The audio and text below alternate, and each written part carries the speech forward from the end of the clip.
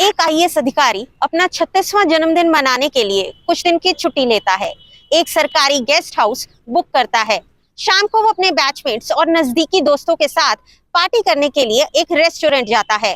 Party खत्म होती है, वो वापस गेस्ट हाउस आ जाता है। उसको कमरा नंबर 19 दिया जाता है। मगर यह अधिकारी तकरीबन सुबह के 3 से 4 बजे के बीच गेस्ट हाउस से निकल के सैर करने चला जाता है। वह अभी 150 मीटर दूर भी नहीं गया होता कि सड़क पर गिर जाता है। जब थोड़ा दिन निकलता है तो सभी लोग हैरानी से सड़क के बीचों बीच गिरे इस व्यक्ति को उठाने की कोशिश करते हैं। जब वो नहीं उठा पाते तो पुलिस को बुलाया जाता है। पुलिस आती है, छानबीन करती है तो हैरान हो जाती है कि यह व्यक्ति कोई और नहीं, कर्नाटका कैडर के आईएएस ऑफिसर अनुराग तिवारी हैं। खबर आग की तरह पूरे शहर में फैल जाती है। कोई मामले को मर्डर, कोई सुसाइड, कोई अनप्रेडिक्टेबल डेथ बताता है। क्या है इस मौत की सच्चाई, हम आपको जरूर बताएंगे। मगर दोस्तों, आप भारी संख्या में हमारी वीडियोस देख तो रहे हैं, हमारे चैनल को लाइक और सब्सक्राइब जरूर कीजिए और वीडियो को ज्यादा से ज्यादा शेयर कीजिए। दिन है 17 मई का, जगह है मीराबाई मार्ग, लखनऊ। आईएएस ऑफिसर 2007 बैच के अनुराग तिवारी यूपी के स्टेट गेस्ट हाउस में रुकते हैं। उनका एक मित्र जो कि उनके ही कैडर के बैचमेट हैं, उनके साथ रुकते हैं। वो दोनों मिड कैरियर ट्रेनिंग लेकर Lal Bahadur Shastri National Academy of Administration in Mysore से वापस आए होते हैं। वह शाम को एक रेस्टोरेंट में जाते हैं। अनुराग तिवारी और उनका दोस्त और एक आईएएस ऑफिसर भी उनके साथ वहां खाना खाने जाते हैं। खाना खाकर अनुराग अपने गेस्ट हाउस वापस आते हैं। कहा जाता है कि सुबह के तकरीबन 3 से 4 के बीच वो गेस्ट हाउस से निकलकर सैर करने लग जाते हैं और तभी अचानक वह सड़क पर गिर जाते हैं और बेहोश हो जाते हैं। थोड़े समय बाद पास के थाने की घंटी बजती है। कांस्टेबल हरिवीर सिंह को एक फोन आता है। वो फोन उठाते हैं और वो फौरन घटना स्थल पर पहुंच जाते हैं। आसपास के लोगों से पूछताछ होती है और गेस्ट हाउस के गार्ड और स्टाफ से यह बयान मिलता है कि उन्होंने ऐसा कुछ भी आपत्तिजनक ना तो एक दिन पहले और ना घटना की सुबह को महसूस किया या देखा या कहा सुना। मगर अनुराग के भाई और उनके परिवार वालों को शक होता है। वे ये कहते हैं कि अनुराग कभी सुबह उठकर सैर करने नहीं जाते थे। वो यकीनन कोई बड़ा खुलासा करने वाले थे, जिसके डर से उनकी इस आवाज को हमेशा के लिए खामोश कर दिया गया। उनका परिवार आईपीसी की धारा 302 के तहत मर्डर की एफआईआर दर्ज कराता है। मगर लखनऊ पुलिस का कहना यह होता है कि अनुराग की मौत किसी मेडिकल कॉम्प्लिकेशन की वजह से हुई है, जो कि ड्रग ओवरडोज से हुआ है। इस कार्रवाई से जब अनुराग के भाई संतुष्ट नहीं होते तो वो एसआईटी यानी स्पेशल इन्वेस्टिगेशन टीम लगाने की मांग करते हैं, जो टीम इस पर लगाई भी जाती है। एसआईटी फिर से एक बार सारी घटना को समझने की कोशिश करती है और कम से कम 25 गवाहों से पूछताछ करती है। पहले भी टीम द्वारा स्टेट फोरेंसिक साइंस लेबोरेटरी के एक्सपर्ट्स की मदद लेकर इस घटना को रिकंस्ट्रक्ट करने की कोशिश की गई थी, पर कोई कामयाबी नहीं मिली थी। एसआईटी का कहना था कि पहली बार इतने गवाहों से पूछताछ नहीं हुई थी जितनी इस बार हुई है। इस बार केवल गेस्ट हाउस या स्टाफ से ही नहीं, अनुराग के परिवार से भी बातचीत हुई है। गली में मौजूद रेडी वाले यानी स्ट्रीट वेंडर्स से भी उनकी काफी बात हुई है। एसआईटी ने यह भी कहा कि 4 डॉक्टर्स जिन्होंने अनुराग की डेड बॉडी का पोस्टमार्टम किया था, उनकी भी स्टेटमेंट इस बार रिकॉर्ड की गई है। डॉक्टर्स ने कथित रूप से कहा कि उनकी मौत दम घुटने यानी suffocation cause due to lack of oxygen in body से हुई है।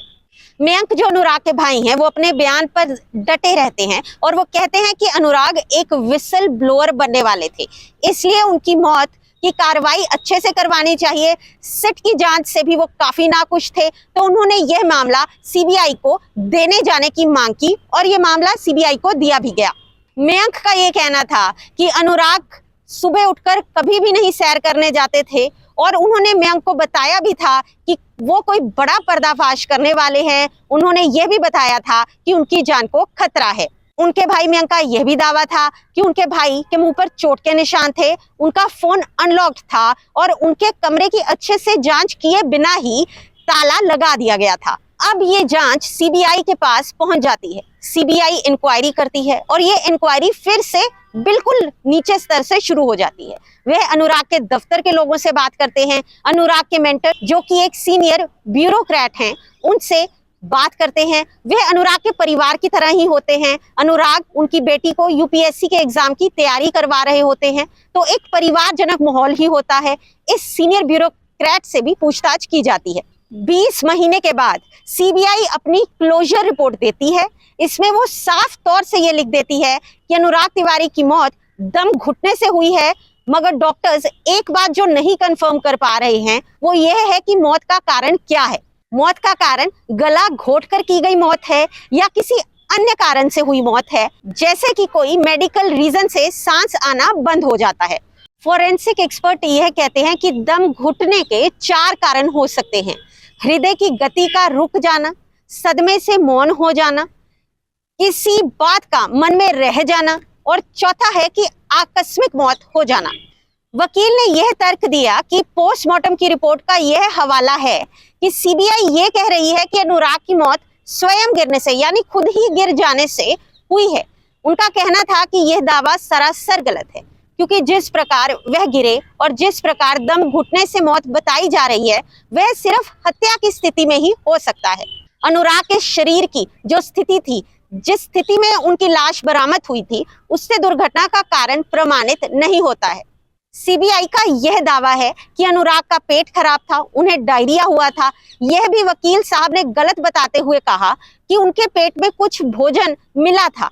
तो यह कैसे पॉसिबल है कि उनका पेट खराब था या उन्हें डायरिया था। यह तर्क भी कोर्ट में दिया गया कि सीबीआई ने अनुराग के लैपटॉप को यह कहते हुए नहीं देखा कि इसका पासवर्ड नहीं मिला, जबकि अगर सीबीआई चाहती तो किसी भी फोन या लैपटॉप की पूरी तलाशी लेना किसी एक्सपर्ट के द्वारा उनके लिए चुटकी का काम है। रिपोर्टेड फैक्ट्स के मुताबिक सीबीआई ने अनुराग को ईमानदार बताते हुए ये क्लोजर रिपोर्ट में लिखा कि 10 साल में उनकी 7 से 8 बार ट्रांसफर हुई थी। आइए जानते हैं कि अनुराग तिवारी आखिर थे कौन।